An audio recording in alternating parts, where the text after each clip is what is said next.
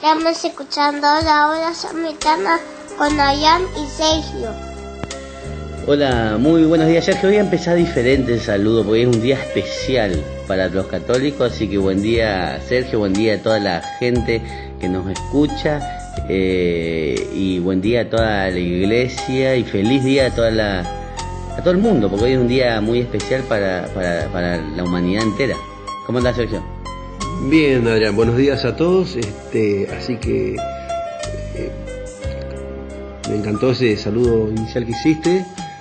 Es un día especial realmente, así que buenos días a la audiencia y a la gente. Y faltó decir feliz domingo de Pascua y de resurrección, como era feliz domingo de resurrección a todos. Hoy creo que es uno de los días más importantes de nuestra liturgia católica, junto con todo lo que es este triduo pascual que nosotros decimos que es viernes, sábado y domingo de Pascua. Son los días más importantes que hay, más intensos dentro de la iglesia. Es un día que dice también la iglesia, es el día de la resurrección de Jesús, es el día que esperaron todos los profetas y todos los santos. ¿Viste cuando Jesús le dice a los apóstoles, muchos murieron sin ver lo que ustedes vieron?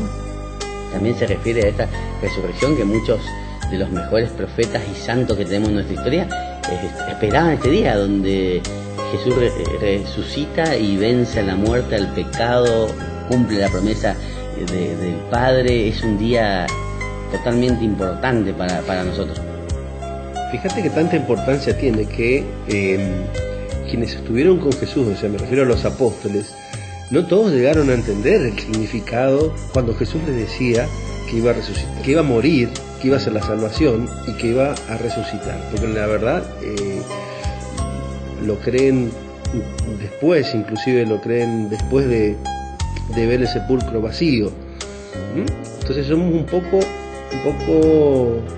yo creo que la Biblia, no por algo es el libro más vendido del mundo, porque más traducido, sino creo que es el libro que no necesita actualizarse porque vive actualizado, ¿no? Claro, claro. Entonces, un poco somos nosotros los apóstoles. Tenemos esta hermosa fecha de que es la Pascua, que es la salvación, que nos da la tabla de salvación que nos da Jesucristo, y no vemos hasta que algún acontecimiento nos hace temblar nuestros cimientos, y ahí es como que empezamos a creer. Nosotros necesitamos, parece, ver, siendo que los apóstoles lo tuvieron a Jesús y les anunció Jesús, les anunció su pasión, y no podían llegar a entender todo, ¿no? Y esto se ve muy bien cuando nosotros leemos el libro de los Hechos de los Apóstoles. El libro de los Hechos de los Apóstoles, Pedro agarra y toma la palabra y hace referencia, diciendo que todos conocen lo que sucedió en toda Judea después del bautismo que predicó Juan el Bautista. Se refería a Jesús de Nazaret, que había sido ungido por Dios con la fuerza del Espíritu Santo y que se pasó haciendo el bien y curando a todos los oprimidos por el diablo, ¿no? Pedro mismo dice que ellos fueron testigos de todo lo que hizo en la tierra de los judíos, o sea, en Jerusalén. Habla de que lo colgaron en un madero, eso era, lo decía Pedro, conocido por todos, no solo Jesús, sino que lo conocieron y después murió, lo mataron los mismos que lo conocieron. Resucita al tercer día, dice Pedro. No a todo el pueblo, sino resucita primero a los testigos. Vamos a entrar en Pentecostés, después de semana de Pascua, en estos 50 días que Jesús se le empieza a presentar a los apóstoles. Y el mismo Pedro dice que se presenta, que come, que bebe después de la resurrección entre los muertos.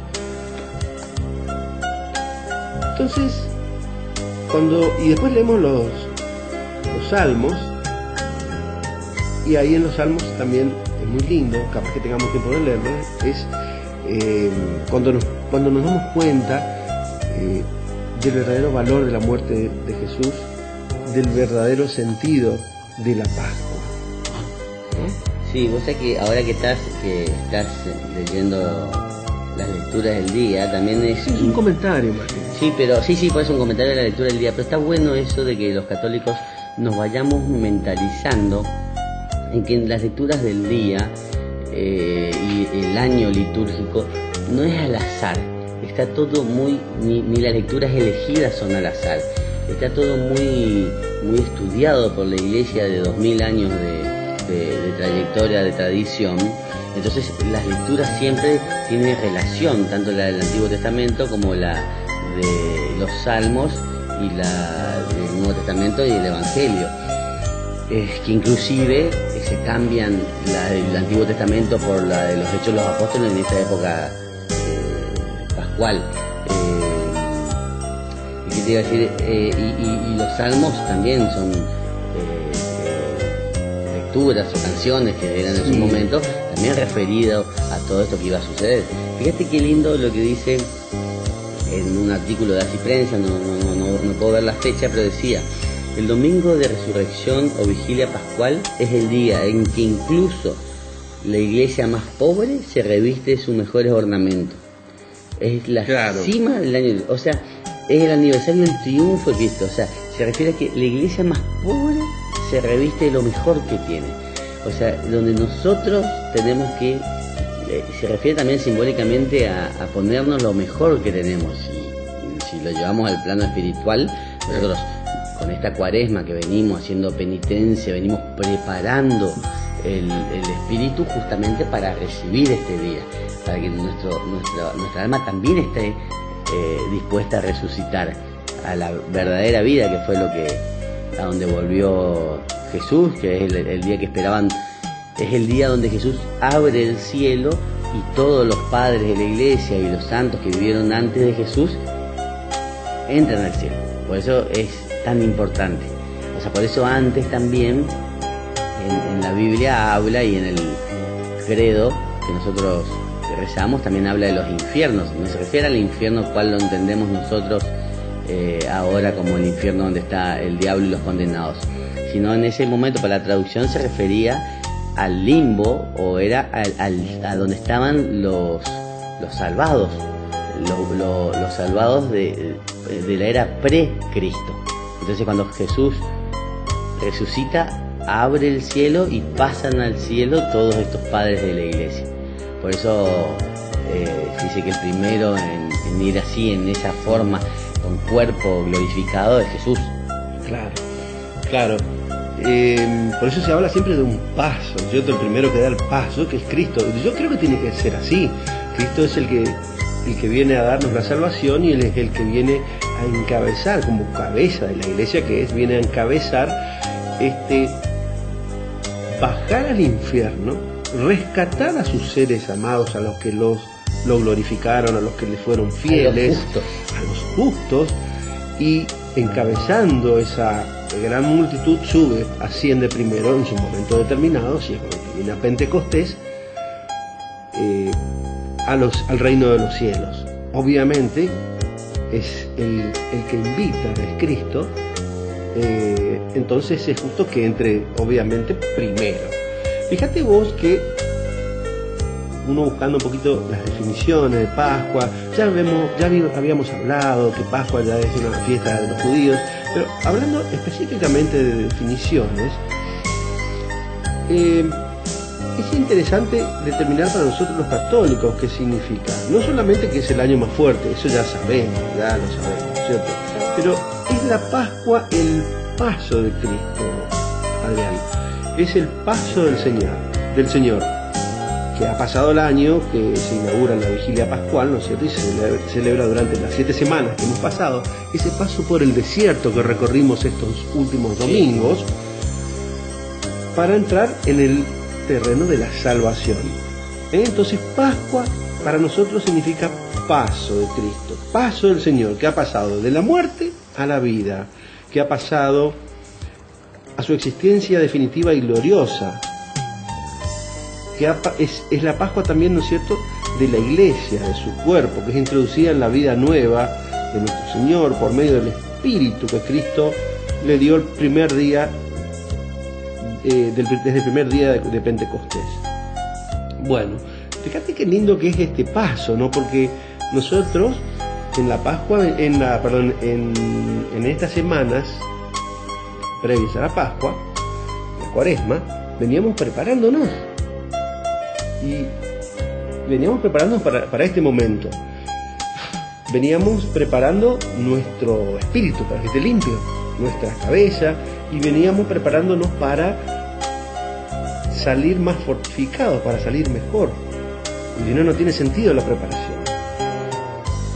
Y Cristo nos muestra con su muerte, fíjate, Dios da la vida de su Hijo, qué acto más hermoso, noble que hay. Yo siempre digo, yo no sé si soy capaz de dar la vida de mi hijo. Doy la mía, pero no la de mi hijo. Pero Dios es tan grande y tan amoroso que da su propio hijo como cordero. Qué paso enorme que da para que salgamos del desierto, de la miseria, y entremos en la salvación. Ahora tenemos que seguirlo a Cristo. Ese es nuestro siguiente camino, ¿no? Pero Él nos mostró el camino, o sea, y es el camino este del que hablamos de toda la Cuaresma y que se intensifica en esta última Semana Santa, el camino de la cruz y de la muerte. Él ya nos mostró el camino de la austeridad, el camino del perdón, el camino de la misericordia, de la bondad. Estuvo 3 años enseñando incansablemente, y con estos últimos días cumple la voluntad, sobre todo la obediencia y la voluntad de Dios. Pero no dice acá en la lectura de hoy, pero dice San Pablo en otra carta, que no me acuerdo ahora hacia quién es, que si Jesús no hubiese resucitado, vana sería nuestra fe. O sea, por eso decía que es el culmen de todo, es la resurrección. Obviamente que esto empieza con Navidad, porque en Navidad, que es el nacimiento de Jesús, en realidad empieza con el sí de María, con el fiat de María. Claro. Ahí comienza todo. Y después, con el nacimiento de Jesús, el Salvador llega y termina con la resurrección. Termina de una forma así, porque esto nunca termina. Es como, por eso todo esto es cíclico y la liturgia es cíclica, porque esto no va a terminar hasta este último día que también conmemoramos hoy, que es el de la venida definitiva de Jesús a instaurar su reino celestial, que es la parucía, que también esperamos en este día, porque la Cuaresma es eso también, la llegada, la esperanza y la espera en la llegada definitiva de Jesús. Ahí está, yo creo que vos leíste la palabra exacta, la esperanza, es decir, a partir de la muerte de Cristo, Dios nos ofrece la esperanza primero a través de su ejemplo. O sea, Cristo, como bien dice en la primera lectura Pedro, Jesús se pasó haciendo el bien a los necesitados, a los oprimidos, se pasó aconsejando, se pasó también enojando indudablemente con aquellos que hacían el mal, nos pasó mostrando cuál es el camino que vos decís. Y es el momento que nosotros tenemos que tomar las riendas, este momento de esperanza, porque Cristo, con esta crucifixión, cuando nuestro Señor muere en el madero, nos da la esperanza.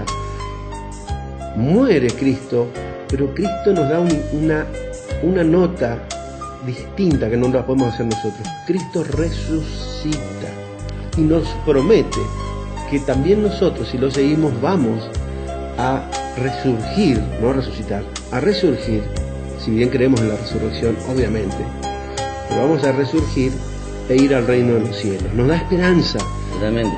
Nos da el camino, nos muestra la luz. Bueno, eso es lo que va a pasar. Por ejemplo, acá encontré la primera de Corintios 15-14, es donde San Pablo dice eso: vana sería nuestra fe si Cristo no hubiera resucitado. Esto que vos decís, por ejemplo, lo que le dice a Mateo después de la resurrección, le dice: donde yo voy ahora, ustedes no pueden venir en este momento, pero van a venir después. Yo voy a prepararle una mansión para cada uno. Y Tomás siempre le dice: pero maestro, ¿cómo vamos a ver si no sabemos el camino? Y él dice: yo soy, bueno, no es en ese momento que dice yo soy camino, la verdad, por eso lo dice en Juan 14, pero lo dice: estuve mostrando el camino, ¿cómo no sabe cómo llegar a mí? Claro. Y hace 2000 años nos está mostrando el camino. O sea, no hay nadie en el mundo o son muy pocos. Yo creo que nadie, porque lo decía Santo Tomás, que todo el mundo tiene el conocimiento de Dios de alguna u otra manera, Sí. porque es algo natural. Por la razón. Y es la ley natural que hablaba Santo Tomás, que nos impulsa al bien. ¿Por qué nos impulsa al bien? Porque somos creados a imagen y semejanza de Dios. Entonces todos tenemos el conocimiento de Dios porque el alma recuerda. Entonces todos sabemos hacia dónde tenemos que ir. Porque si no, ¿por qué el hombre cuando comete un mal se siente mal? Claro, siente culpa. Porque es algo que está en nosotros. O sea, no hay nadie que pueda decirlo. Yo creo que en el juicio después final va a poder decir, Señor, yo no sabía cómo llegar. Porque Jesús lo dice ahí a Santo Tomás después en la resurrección, le estuve mostrando el camino. Ya que vamos a un cortecito y porque hay volvemos con la segunda muchas cosas lectura. para hablar. Dale. Después yo quiero hablar también del huevo de Pascua, que es lo principal para los chicos, Sí. que festejan Sí. de dónde viene esa tradición, el cirio pascual que hay que prender hoy, y un montón de Muchas detalles cosas, muchas de formalidades de la iglesia. Dale. Vamos a un cortecito.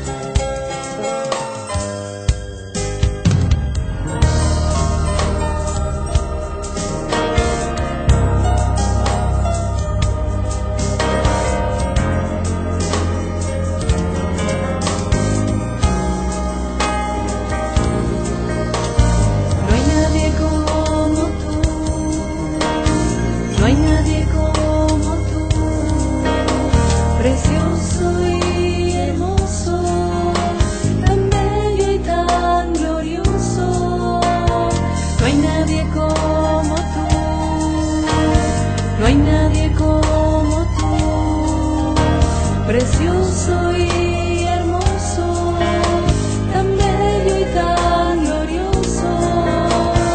No hay nadie como tú, no hay nadie como tú, precioso y hermoso. Bueno, después de esta hermosa música, ya comienza nuestro segundo bloque. Y muy ligado con lo que estábamos diciendo, está ligado, obviamente, la lectura del Santo Evangelio de este día, ¿no? Que es la lectura de San Juan, cuando van al sepulcro. Yo no lo voy a leer, simplemente quiero hacer notar una cosa, que somos nosotros. La primera que va al sepulcro es María Magdalena, va de noche. Hay palabras que tenemos que detenernos y entenderlas, ¿no? Porque va cuando aún no estaba oscuro, dice el Evangelio. Sí, al amanecer, digamos. Pero dice, claro, al amanecer, cuando aún estaba oscuro, Sí. dice. Y vio la losa quitada del sepulcro. Pero cuando aún estaba oscuro, eso también para nosotros representa mucho, Adrián. Representa nuestra propia falta de fe a veces, o oscuridad, como aclara ahora San Juan más tarde. Entonces, al ver la losa, corre y va y avisa a los apóstoles, donde estaban escondidos, donde estaban con En el cenáculo. con María y muchas otras mujeres que lo acompañaban, y también habría otras personas que lo seguían. Anuncia, sí, Te iba a aclarar. ¿Por qué María no fue? Porque ellos iban, las tres mujeres que iban, que era María Magdalena, Salomé y Susana, me parece. vos tenés una memoria enorme. Sí. No, por ahí no es Sí. tan así, pero tendríamos que averiguar, pero eran tres. Las tres mujeres que iban con los perfumes y los óleos para untar de vuelta las vendas con las cuales estaba envuelto Jesús, para que el cuerpo no adquiera mal olor. O sea que ya no, ellas iban pensando humanamente que iban a encontrar el cadáver de vuelta de Jesús y lo iban a perfumar. O sea, no estaban pensando en ese momento en la resurrección. Ahí está, Ahora, ¿por ahí qué no va está. María? Porque María cree. Porque María firmemente. cree, María María no cree. duda. María sufre La ausencia. al lado de Jesús, al pie de Jesús. Llora, habrá llorado como solo una madre puede llorar cuando su hijo cuando sufre la pasión de Cristo, que nosotros no nos podemos imaginar lo duro que habrá sido. No podemos imaginar. Hacemos un intento, pero no nos podemos imaginar el dolor, porque dentro del dolor de la pasión de Cristo hay que agregarle el dolor que sentía Cristo de que sus hermanos, Sus sus hijos. hijos, como Dios, eran lo que le estaban pegando. Y eso es un dolor espiritual, moral, que no tiene evaluación, nosotros no podemos llegar a comprender. Y vos imaginate que cuando él suda sangre en el huerto de los olivos, científicamente se puede comprobar que la sudación de sangre es un hecho que fisiopatológicamente puede suceder en casos de un estrés extremo. Se rompen los capilares sanguíneos de las glándulas sudoríparas y se puede sudar sangre. Eso lo dicen los científicos. Entonces, y él era hombre y Dios, hombre Dios, y él en su faceta de humano, de hombre, sufrió hasta el extremo. La parte física que ningún hombre va a llegar a sufrir. Por eso él vino, se hizo hombre y comprobó el sufrimiento, para que nadie pueda decir: ¿por qué me mandaste sufriendo? ¿Por qué yo sufro así? Porque él sufrió más que todos. Claro, nosotros solo tenemos los relatos, ¿no?, que nos van quedando, gracias a Dios, y cada vez se estudia más esto, cada vez se comprende más la ciencia, que vos nos aclarás, y cada vez se puede ver más el sufrimiento de Jesús, pero ese sufrimiento es sufrimiento de puro amor. Él no lloraba por su dolor físico, sino por su dolor espiritual. Bueno, sigo con la segunda lectura. Bueno, viene María Magdalena y sus quienes la acompañaron, y da la noticia de la loza. No había nadie ahí. Una loza, imaginemos que es una loza muy pesada, que tenían que correrlo varios hombres. Recuerden que el Santo Sepulcro estaba rodeado de soldados romanos a pedido de los fariseos, vigilados, a pedido del Sanedrín. Entonces, no, y aparte estaba sellado con un sello de tipo pegamento la loza esa. Era imposible que... Claro, para que no emanen olores. No, y para pegarlo también, para sellarlo, o sea, era imposible que lo puedan correr. Bueno, entonces dan la noticia en el cenáculo, y el que primero sale es Pedro, junto a otro que no lo especifica. Es Juan, porque cuando él dice al discípulo amado, dice. Claro. Entonces los dos corren juntos.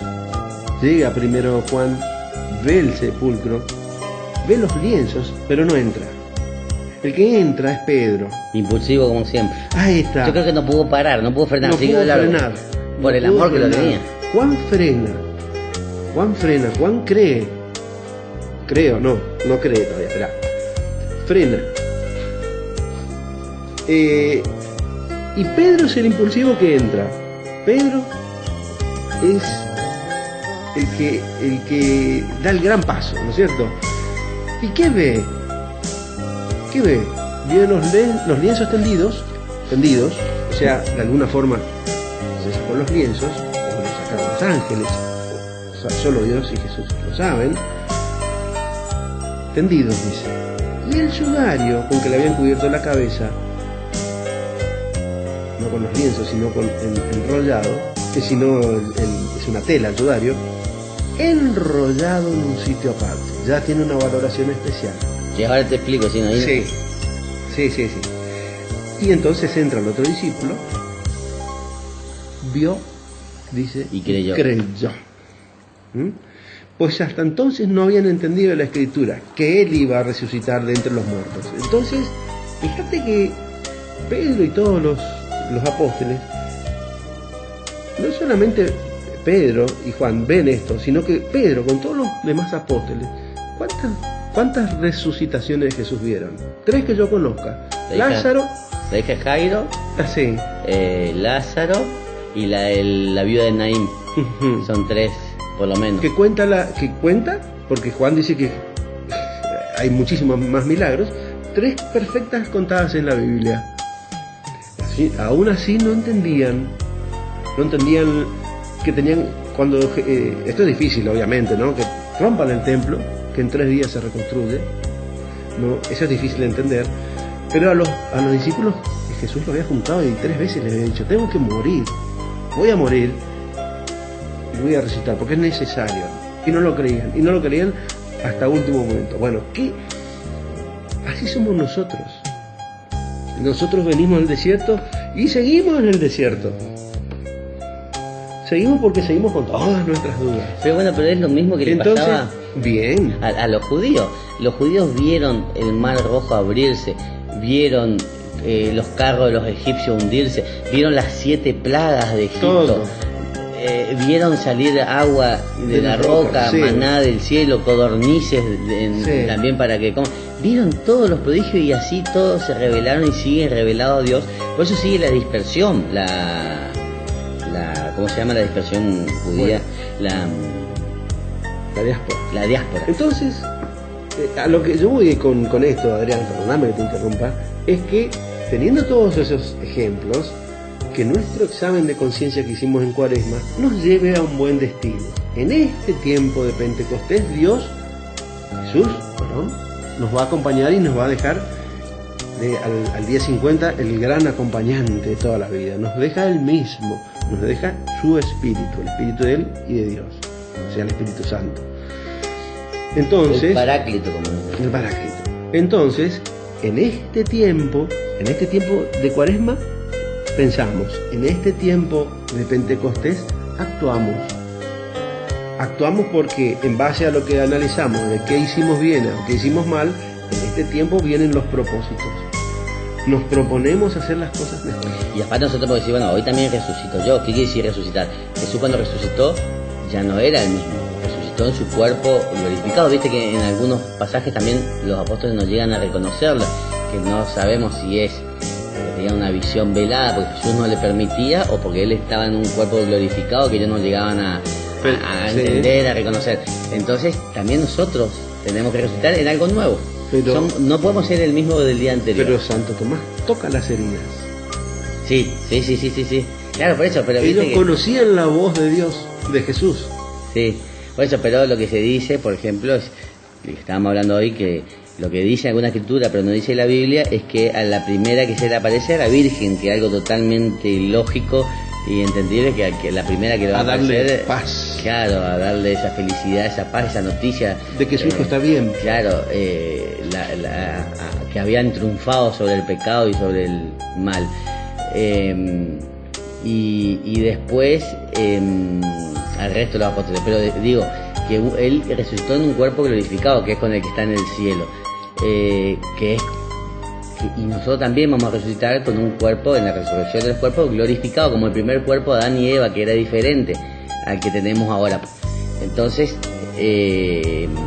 por eso nosotros tenemos que, a partir del domingo de resurrección, pensar que ya somos diferentes, que cambiamos, que somos otras personas, y eso es lo que vos decís, hay que ponerlo en práctica a partir del tiempo tiempo Pentecostés. No nos vamos a salvar.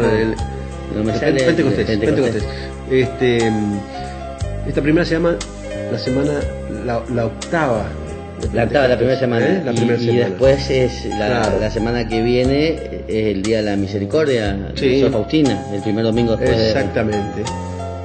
Sí, ¿no? Sí, tenemos días muy importantes en este Pentecostés, como también lo tuvimos en Cuaresma. Bueno, lo que te decía antes que se vaya el tema, que la tradición judía, con respecto al lienzo que estaba doblado en una esquina, por eso Pedro entendió, porque ellos eran judíos de cepa, cuando el amo comía y el esclavo miraba, pues no comía hasta que no terminaba de comer el amo, si el amo tenía su servilleta y sus manteles, si el amo se levantaba de la mesa pero dejaba todo desacomodado, quería decir que ya no volvía. O sea que ahí el esclavo venía y ordenaba la mesa. Ahora, si él dejaba todo acomodado, como hacen también en la misa, viste que en la misa después el sacerdote se toma su tiempo y dobla todos los manteles. En ese momento no me sale el nombre. Te tapan el cáliz. Claro, entonces, hostia. ¿Y por qué lo doblan? ¿Por qué no lo deja así nomás? Y eso se van a lavar. Porque eso va a volver a suceder. Yo voy a volver. Jesús va a volver en la próxima misa, va a volver a suceder. Y lo mismo pasaba con los judíos. Si él doblaba, el esclavo no se acercaba a levantar la mesa porque quería decir que él salió a hacer algo y volvía y seguía cenando. Si lo dejaba todo desordenado, quería decir que no volvía. Entonces Jesús, dejando todo acomodado en eso, demostró que él volvió, que él había prometido que volvía. Y fíjate vos, los lienzos estaban en el piso, corporalmente no volvía más. Claro. Sí, por eso el cuerpo no volvía más. Por eso entendió Pedro. Claro, pero lo principal, o sea, es que donde queda plasmado el rostro de Dios para las generaciones futuras, tampoco que lo olvidemos. Hoy también nosotros, a través del Santo Sudario, el grande, tenemos una imagen aproximada de Jesús. Tenemos una idea de cómo era Jesús. Porque también en ese Santo Sudario no nos olvidemos, vos tenés que saberlo muy bien, que es un cuerpo que está muy hinchado, muy deformado, no es la cara precisa, al igual que también decías vos que los apóstoles, cuando se les aparece Jesús, se les aparece con un rostro velado, ¿no es cierto? ¿No? Con un rostro que les cuesta reconocer, pero al final terminan reconociéndolo, obviamente. Como los discípulos de Maús, imagínate, fueron hablando Claro. cuánto tiempo, le explicó la escritura y era no el mismo. cuando llegó hasta que no Claro. partió el pan y bendijo. Claro, claro. Y eran discípulos cercanos los apóstoles, Sí, sí. cercanos a él. Sí, sí. Simón, Simeón creo que era uno y no me acuerdo el nombre de otro. Bueno, entonces, qué linda esta época, Adrián, porque esta es la época donde Jesús todos los años nos recuerda la salvación, que Él vino para salvarnos. Esta es la época más importante de la religión católica. Es la época en que nosotros tenemos que decidir, o me quedo con Dios o me voy con el diablo, porque no hay grises, blanco o negro, frío y caliente. Y aparte la época donde también él vino y para quedarse, él prometió, voy a estar con ustedes hasta el fin de los tiempos. O sea que está con nosotros. Y eso es lo que tenemos que pensar, porque mucha gente, Claro. es como la parábola, una de las parábolas que él cuenta, que dice, el jefe no va a volver, entonces tomemos, emborrachémonos, golpeemos a la servidumbre con tal que el jefe se estará en volver. Y el amo vuelve en el día menos pensado. Bueno, Jesús se quedó con nosotros. Está con nosotros. Nosotros tenemos que tener ese cuidado de decir cuándo Sí. va a venir, cuándo va a venir a buscarnos y a Claro. juzgarnos, pero está Somos- y nos observa y ve todo Somos lo que nosotros entonces los que tenemos el alma y los ojos velados. Es triste, pero tenemos todos los elementos. Tenemos 2000 años de interpretación magnífica del magisterio de la Iglesia, de los grandes padres. Tenemos, y cada vez se encuentran cosas nuevas, cada vez se interpreta mejor la Biblia, sin cambiarla, sin cambiar el sentido, sino se profundiza más. Entonces tenemos más elementos. Utilicemos esos elementos para llegar a buen destino, para llegar a Dios. Y lo lindo que vos decís es que Dios está siempre presente a partir de su ida, en la cruz, y a los 50 días nos deja su espíritu. Nunca más vamos a estar solos. Entonces nadie puede aducir después, yo no te vi, yo no te sentí, yo no tuve noticias. Le doy un consejo: vayan a un Santísimo y cuéntenme si no sienten la presencia de Jesús ahí. Vayan. Hasta los hermanos evangélicos tiemblan a veces, tiemblan es, entre comillas, como dicen los chicos, sino que les agarra una duda inmensa, ¿no? Porque sienten presencia de Dios. No, y le hablábamos también en otro programa, que las sectas satánicas saben que Jesús está en la Eucaristía, por eso la buscan tanto para hacer sus misas negras, para profanar ese cuerpo de Jesús. Fíjate lo que pasó en marzo en Francia, esos ataques, esas incendios en las iglesias, y esas pisoteadas de hostias que han encontrado en algunas iglesias. Ahí te muestra la presencia, el valor que tiene la hostia consagrada para aquellos que atacan a Jesús, para aquellos que no creen, ¿no? Claro, sí.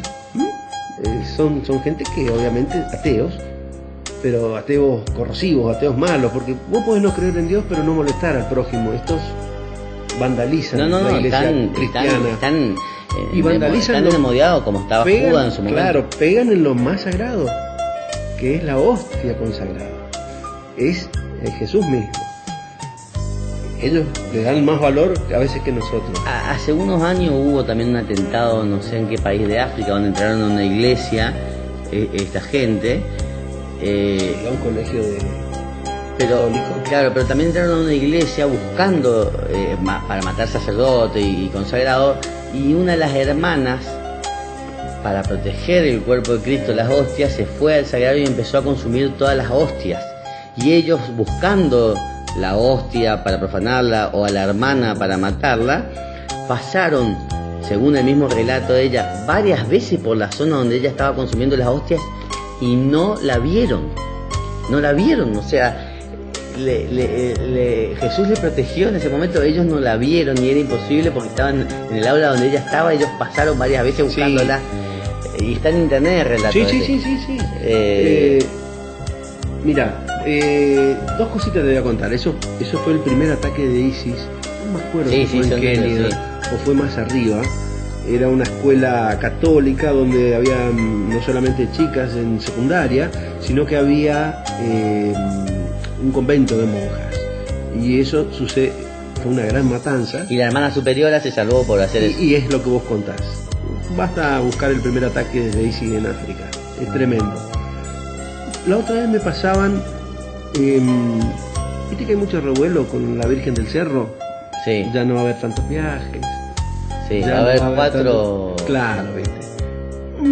Cosas que van pasando que a nosotros puede gustarnos o no, pero bueno, en fin, tenemos que aceptar también, como lo hizo el Padre Pío, aceptar la voluntad de los obispos, de los sacerdotes, y seguir hasta que la Virgen María o Jesús nos ilumine mejor. La otra vez me mostraban en un juzgado, nosotros tenemos un chat y pasó en Buenos Aires, tenía una virgencita. Ah, sí, cuando se cayó la estantería, ¿no? Pasó por la... Sí. Tenía la estantería, cayó la estantería con expediente, que para los que no saben es muy pesado eso. No en sí la madera, sino los expedientes que tienen encima. Esa estatuita es de yeso. El yeso es el material más blando que existe. Más lógico que si fuera una estatua del unicornio, se rompe toda. Bueno, Sí, no más frágil, o sea, frágil, se rompe. se rompe.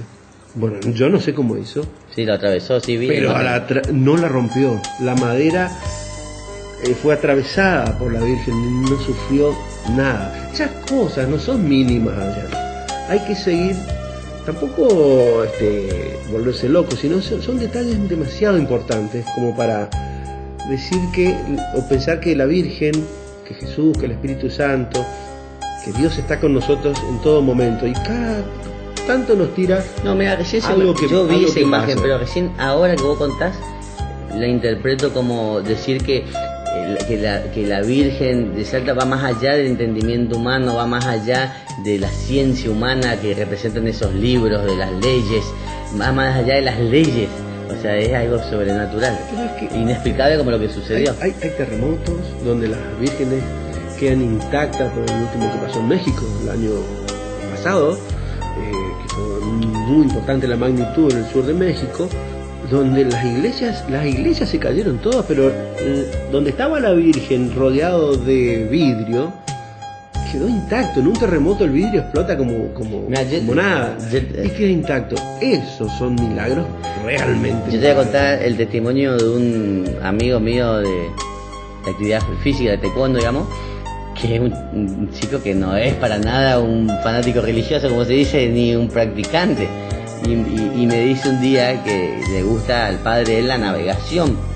Y dice que estaban acá en el Paraná navegando y se desató una tormenta, que ellos perdieron toda la orientación y se estaban por hundir y estaban desesperados y se pusieron a llorar, y el padre le empezó a rezar a la Virgen y le dijo que los ayude. Y él me contó a mí en un viaje hace mucho, yo creo que capaz que ni se acuerda. En un momento era todo lluvia, tormenta, pero en el medio había un túnel que no llovía, que iluminaba a la Virgen, la Estela Maris, que hay ahí en la... Entonces ahí el padre se dio cuenta que ese era el camino que tenía que seguir y pudo salir de la tormenta. Y ahí capaz que ni se acuerda, o no tomó ese milagro con la trascendencia que tiene. Claro. O como hacemos nosotros muchas veces, le agradecemos a Dios cuando nos va bien en algo y después nos olvidamos. Pero Así que somos. eso sucedió. Bueno, ese es el tiempo entonces para rever nuestras conductas. Vamos Vamos a segundo terminar corte. y en el otro bloque, que ya es el último, sí vamos a contar un poquito de la tradición de los huevos de Pascua, el conejo de Pascua y todo eso que les prometimos.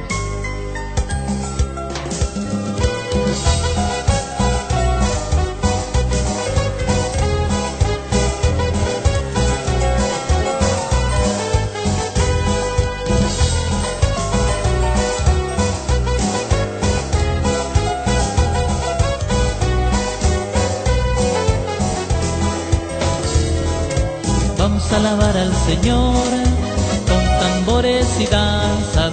Vamos a alabar al Señor con tambores y danzas.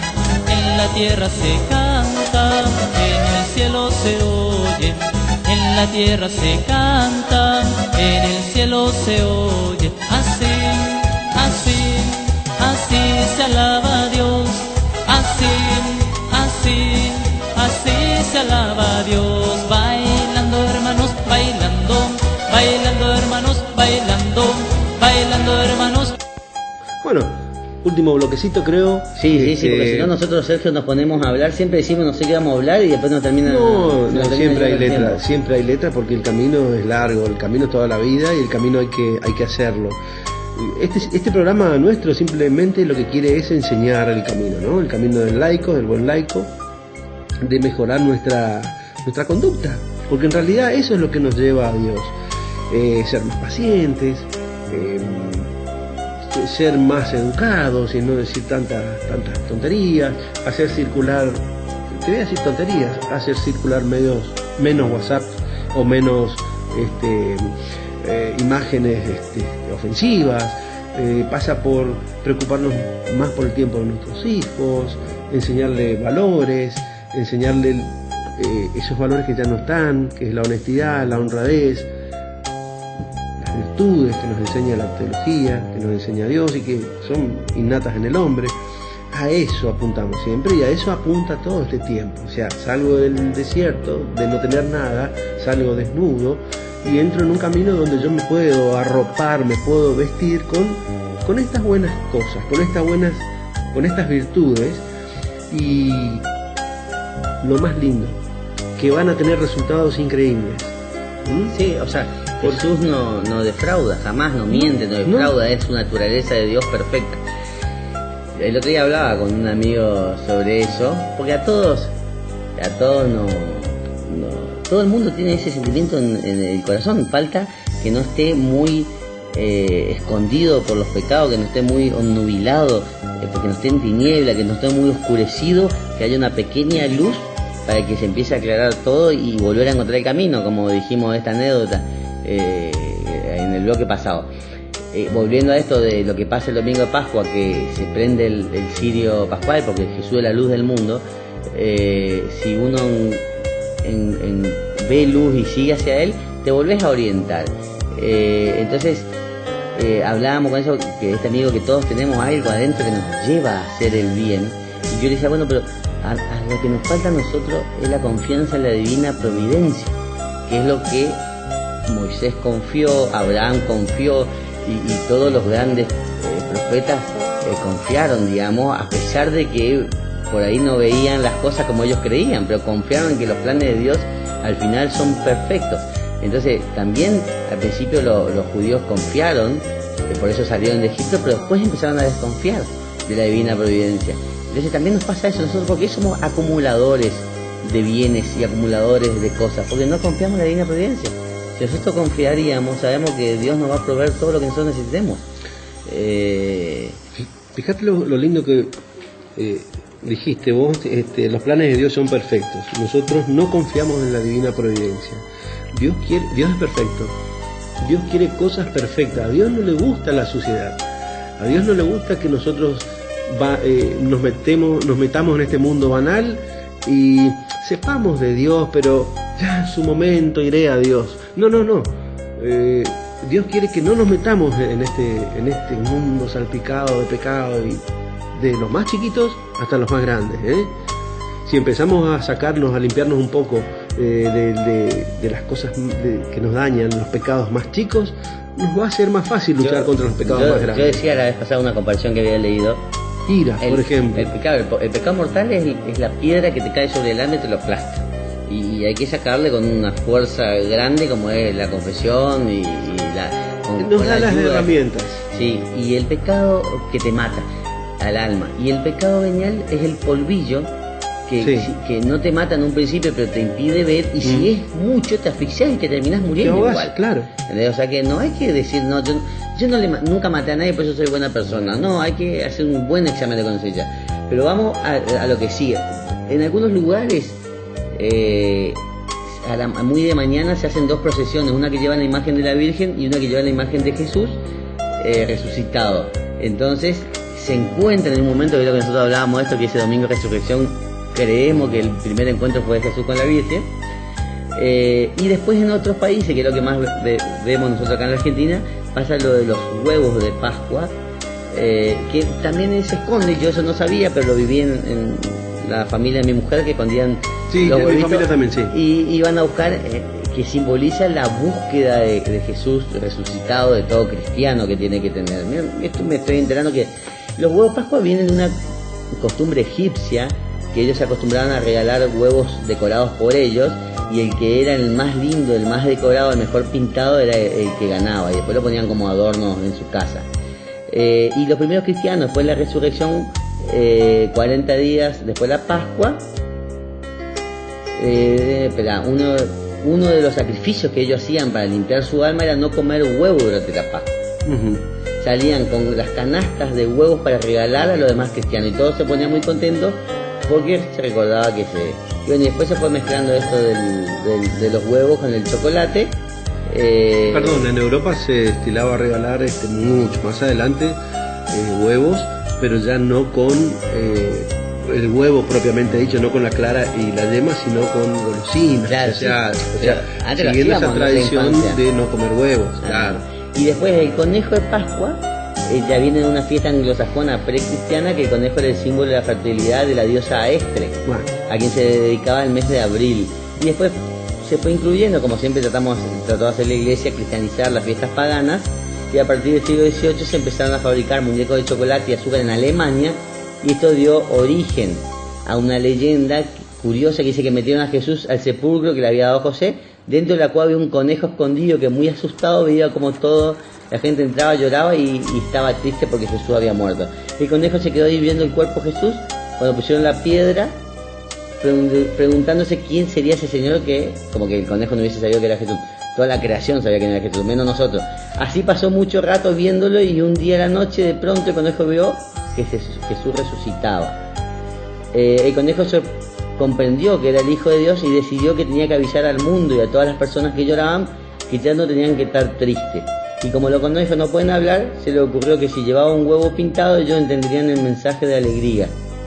Esto lo estoy diciendo por primera vez, ¿o qué? Por primera vez. Pero son lindas leyendas de países, como para poder transmitirla a los niños desde la perspectiva de Jesús, desde Claro. la perspectiva católica. Entonces cada domingo el Claro. conejo sale y deja huevos de color en todas las casas para recordarle al mundo que Jesús resucitó y hay que estar alegres. Claro, el color representa la alegría. Bueno, me gusta. Hasta ahora no me gustaba el conejo ni el gordito panzón rojo y barba, pero ahora ya le empiezo a tomar cariño desde este punto de vista al conejo de Pascua. Y sería una linda idea, ¿no? Como para que hoy se regalen a los niños y se les explique, aunque sea de esta manera, que es muy linda, porque es una manera práctica de explicarle la resurrección de Jesús a los niños, ¿no? Y de la admiración de toda la creación de ese acontecimiento único que es la resurrección. No sé cómo habrá sido, tiene que haber sido algo fantástico, algo único, como lo tiene que haber sido la resurrección de Lázaro también, pero obviamente en menor medida, pero tiene que ser una cosa enorme, porque el Santo Sudario todavía sigue sin explicaciones, ¿no? Cómo fue transmitido, los colores, esa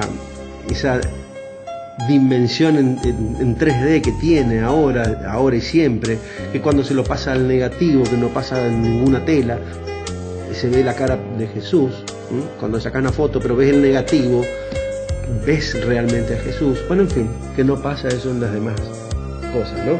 Bueno, esta época y este día en especial es un día, en definitiva, es un día de alegría, que anuncia nuestra salvación, la muerte de una persona, la muerte de Cristo en el madero, el sufrimiento de Cristo en el madero, nos tiene que hacer reflexionar que Dios se preocupó en extremo para que sus hijos no sigan perdidos.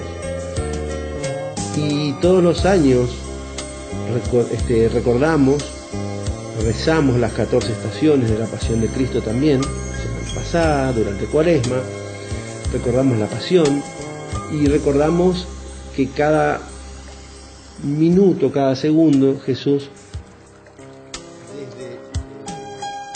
desde el Monte de los Olivos, ya venía llorando por nosotros, no por Él. Y me quedé pensando también, la cita de las 7 iglesias también empezó en España también, considerando las 7 estaciones que hizo Jesús mientras era juzgado, del Huerto de los Olivos al Palacio, a la Torre, al Pretorio, a la Torre Antonia, de allí a Pilato Herodes, y de vuelta así. Ellos consideraron 7 estaciones y por eso se hacen las 7 visitas de la iglesia durante la noche, que es donde Jesús está siendo juzgado. Claro. Y sí, bueno, sí, hay un montón de tradiciones que mientras aumenten la fe y el ánimo de la gente, me parece bárbaro, pero no perder el verdadero sentido que esto, que si vivimos en Cuaresma, que hincapié siempre. Una cosita última, no sé si tenemos tiempo, Sí. pero recordemos cómo toma el juicio Jesús. Ahora que vos dijiste Herodes, Pilato, cómo lo toma él, cómo lo toma Barrabás, pero cómo lo toma Jesús al lado de cualquier otra persona que antes, hoy y mañana puede ser enjuiciado. Jesús lo toma con serenidad, lo toma casi sin decir palabras, entregado absolutamente, como ninguna persona puede hacerlo, porque el instinto natural si no te defiendes, es defenderse. Hasta en un momento Pilato hasta me parece, obviamente que no, pero hasta me parece no sé, desesperado por este señor, yo tengo el poder de juzgar, de matar, que quería decirle que se defienda, porque para Pilato le convenía salvarle más a Jesús que a Barrabás, indudablemente. Barrabás era un gran agitador. Porque Pilato tenía la voz de la mujer que estaba atrás, el que le dejó la notita: salva a este hombre porque tuvo un sueño. Sí. Eso fue. Sí. Como era entonces, él le quería salvar porque sabía que después se enfrentaba con su mujer. Pero bueno, tuvo más miedo a bueno, lo que pero dicen los pudo judíos. verlo. Yo no sé, dicen que la mirada de Cristo te traspasaba, ¿no? Entonces, yo no sé qué habrá pensado, qué habrá sentido Pilato en ese momento. No quiero estar en los pantalones de él, no quisiera, pero algún día lo vamos a estar frente a Cristo. No, pero y su mirada nos va a traspasar. Pero si vos te pones a pensar, todos estamos diariamente haciendo eso que hizo Pilato. Estoy con Jesús, lo enfrento, digo que sí, que él hay que salvarlo, o que él es el Salvador, aunque todo el mundo me critique y me acusen con el emperador, o mejor tengo miedo, hago lo que mejor me venga a mí, a mi conveniencia, a mi placer, a mi posición social, y lo niego y lo mando a matar. Y lo matas. Es lo que hacemos diariamente en todas las decisiones. Tenemos que decidir entre una u otra cosa. Entre una u otra cosa. Vos decís, un buen ciudadano dice no, un católico, digamos, dice no, yo me porté bien siempre, yo no he matado. Muchas veces matamos de diferentes maneras. Matamos a Jesús mintiendo, porque matamos a la verdad. Matamos a Jesús no haciendo justicia, matamos la justicia. Matamos la buena fama, hablando mal de la gente. Claro, estamos matando constantemente. Estamos matándonos encima, matando nuestra alma, nuestro espíritu. Matamos la familia con las infidelidades, también el alma de los hijos que aprenden esas cosas de nosotros, que nos enseñamos de Dios. Somos mucho más homicidas que pero qué lindo poder darse cuenta y mejorar el camino. Totalmente, ver esa luz y digamos, el resultado que tiene que salir de este programa, de hoy específicamente, es ser mejores. Sí.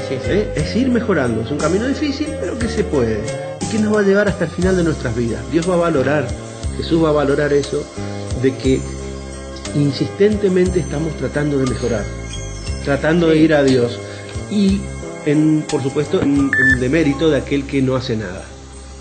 No, y aparte también tener en cuenta, sobre todo una de las parábolas más lindas que hay en la Biblia, que es la del hijo pródigo,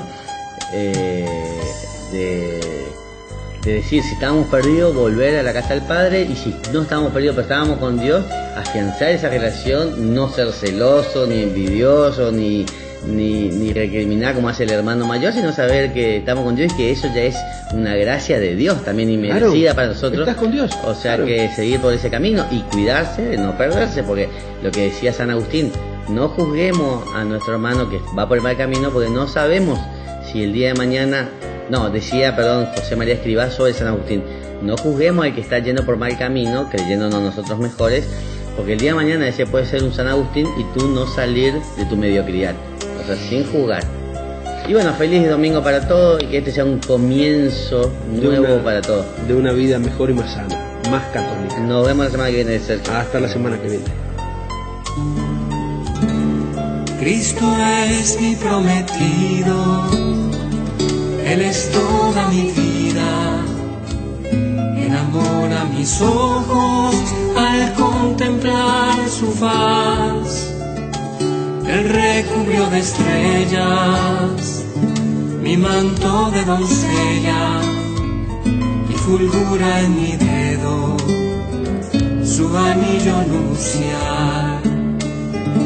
Yo soy la prometida del Señor de los cielos, de aquel a quien los ángeles por siempre servirán.